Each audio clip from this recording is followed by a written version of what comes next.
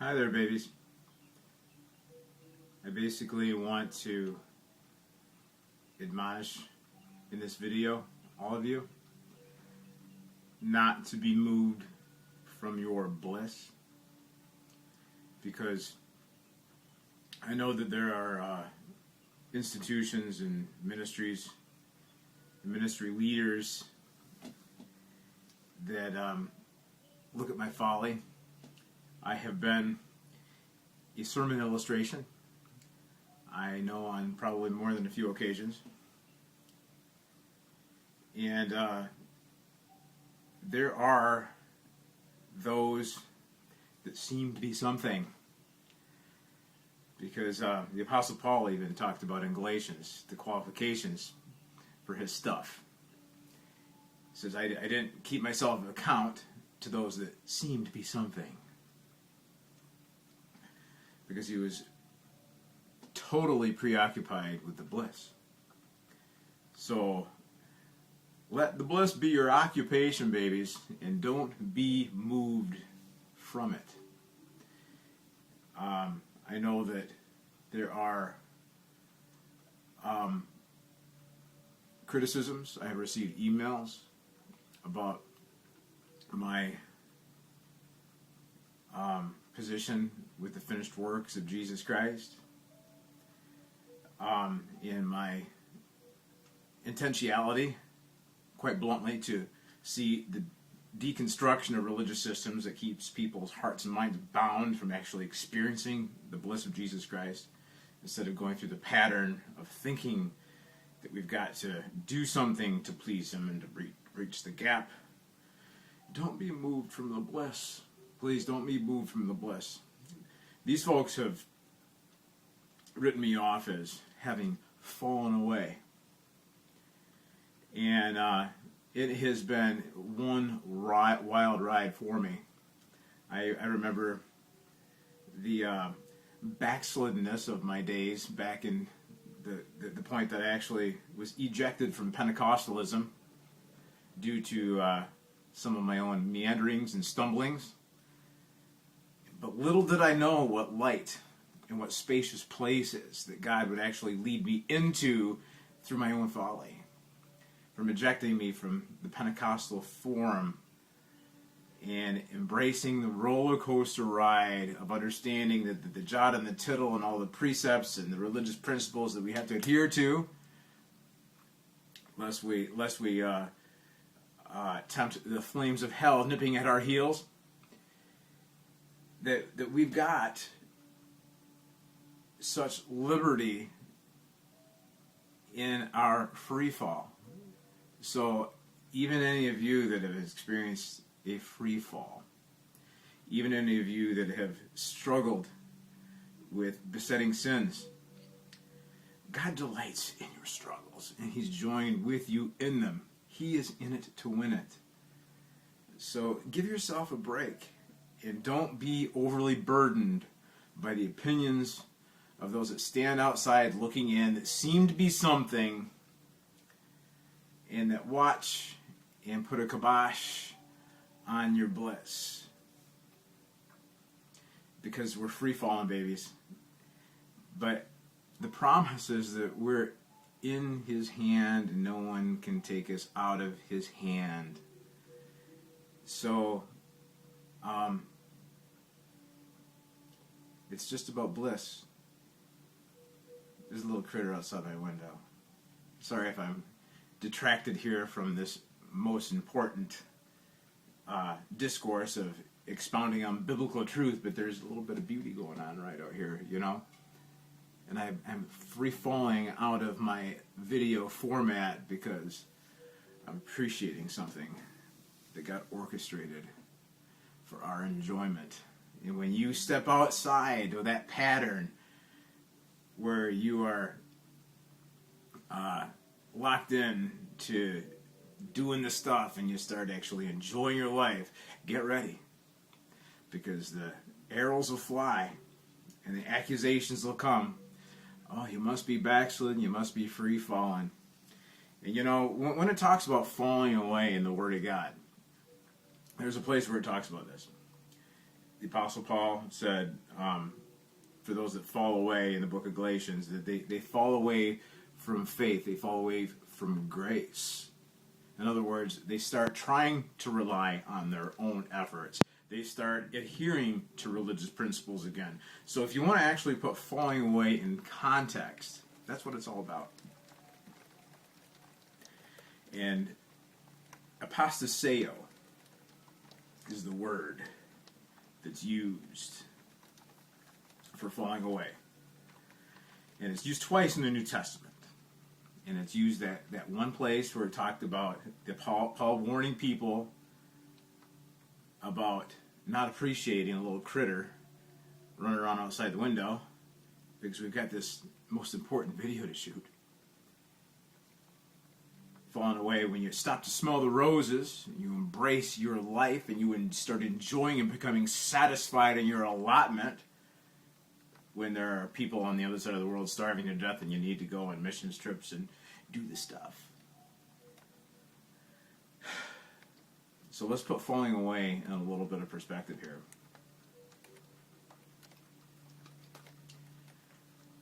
Because am I tempting you to fall away? Am I tempting you to stop the religious practices? Am I tempting you to let go of adherence to these principles? Yeah, I am. Because it's not about you. It's about you resting in the hand of your Father. It's about you enjoying your life and not being moved from that faith, not being moved from that bliss. Because the other place, apostasio, the word that the apostle uses for falling away from grace, it's used in Acts chapter 21 also, where Paul went to Jerusalem and he had to rub shoulders with the Jewish Christians and the Judaizers and those that weren't getting it, that you could have faith in Christ and not be a Jew, because that was the religious principle and the routine of the day that they couldn't fathom stepping outside of. But God was using Paul to deliver them into a new paradigm that you could enjoy Christ outside the context of that stuff.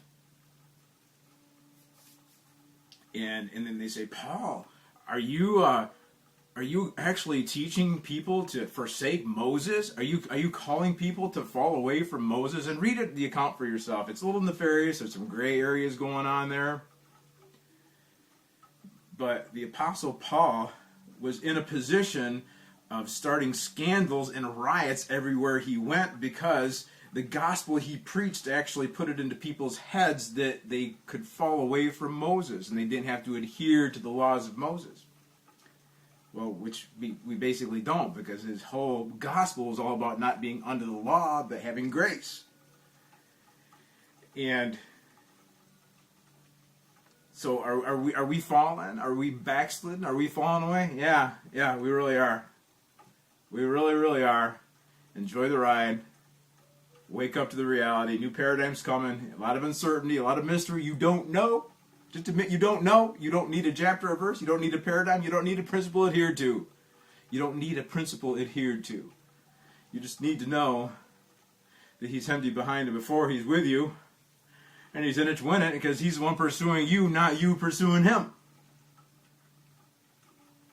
And so, I sat down actually, and I had a intentionality to talk about something else, and this whole falling away thing just kind of came up. But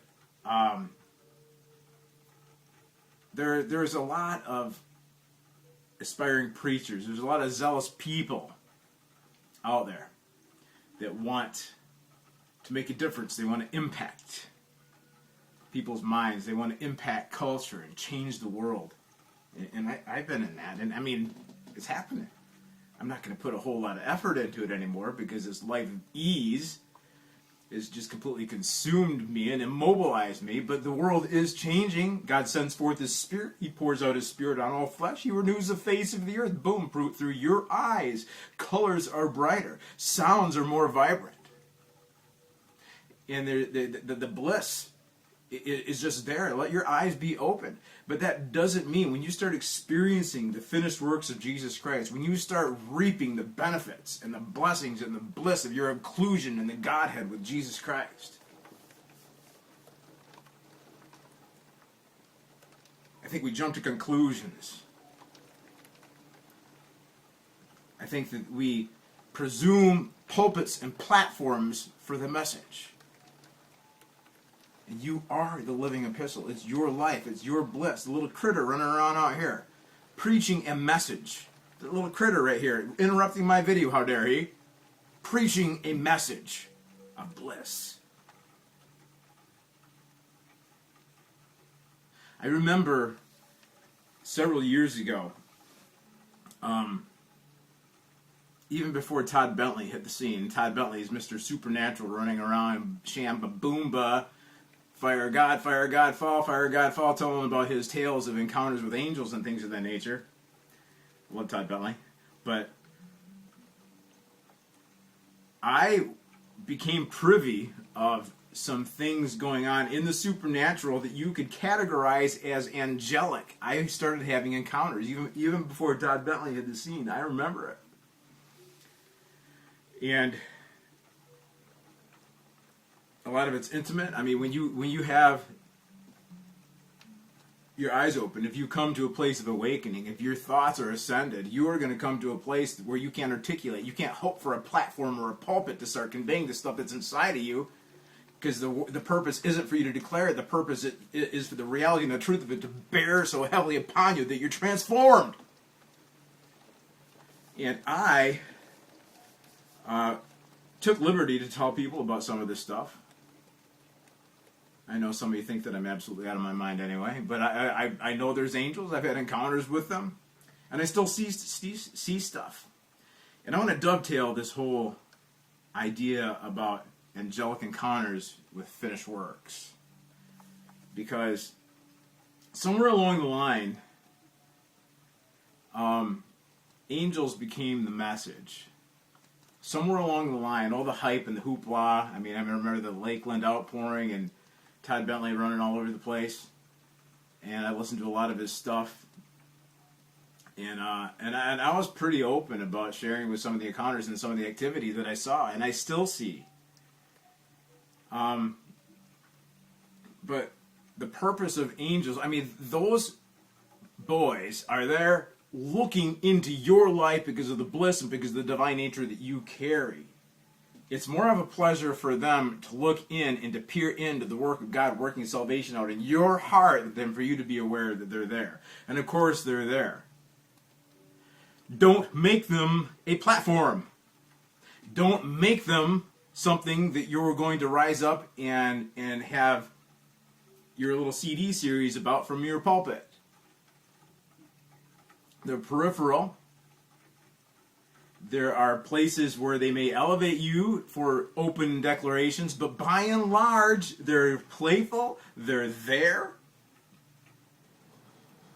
and they're facilitating things in your life that may not have anything to do with an open show or you making a name for yourself or you sticking your neck out and getting publicized.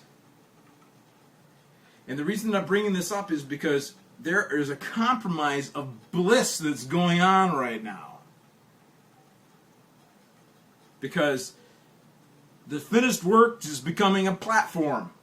The finished works is there to announce the inclusion that we have in the Godhead and our enjoyment with Him in every facet, every moment, every facet of your being. And when you start running around and the hype comes and there's conference attending, and bless your gatherings. Bless them. Bless your gatherings. But I have got an allotment, and I know what my allotment is. I know the people that God's put in my life. And there's a lot of stuff going on Facebook, and I'm a little outspoken sometimes on Facebook, and for the reason being is this, is because I'm not connected with them and I don't give a rip what most of them think about me. Which is kind of a critique about some of the detachment of social media, but that's another story. But the point is that your day-to-day walk with God, if it's being impeded, if you're being moved from your bliss because you've got a save face, because you've got a projected image, because you're the finished works guy. I'm a finished works guy. People know that. And that just means that I just have a whole lot of effortlessness and bliss, and I enjoy the wild ride on this roller coaster ride of falling away according to the appraisal of the institutional church. I have fun falling away. It's a whole lot of fun. Whether I do videos or not do videos, I know the people God's put in my life. I love on them and I enjoy them. Okay? Let me give you an instance real quick of something that isn't recognized, it isn't notable, and it wouldn't be something even to take note of, except that I'm bringing it up right here. But the love and the inclusion of the finished works in God's pursuit of us and our being enraptured in this divine love, it was spelled out to me one time when I was taking care of some things for my parents, and I had to drive somewhere with my dad, and I was driving his pickup, and he smokes a pipe, and I got a nicotine buzz. It was in the fall, it was a little cold, the windows were all up, and he was puffing away on his pipe, and I was sitting there getting absolutely whacked out on divine love and nicotine, because that's his environment. That's him.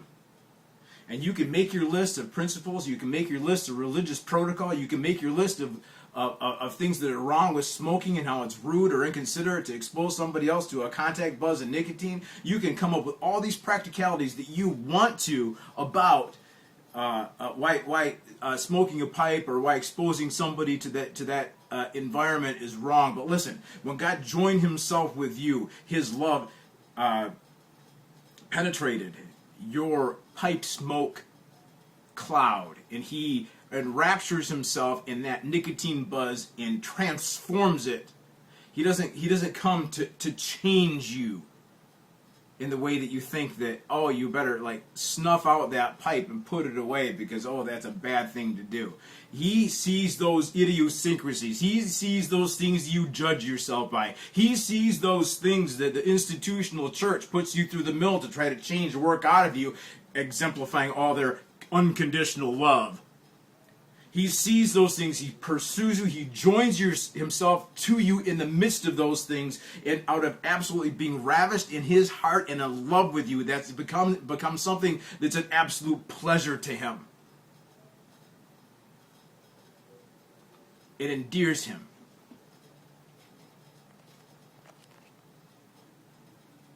It endears him to you. Be at bliss. Don't be moved from your bliss. Don't think that you've got to get on a pulpit or chase after a carrot or go through some transformational process. Let God join himself with you.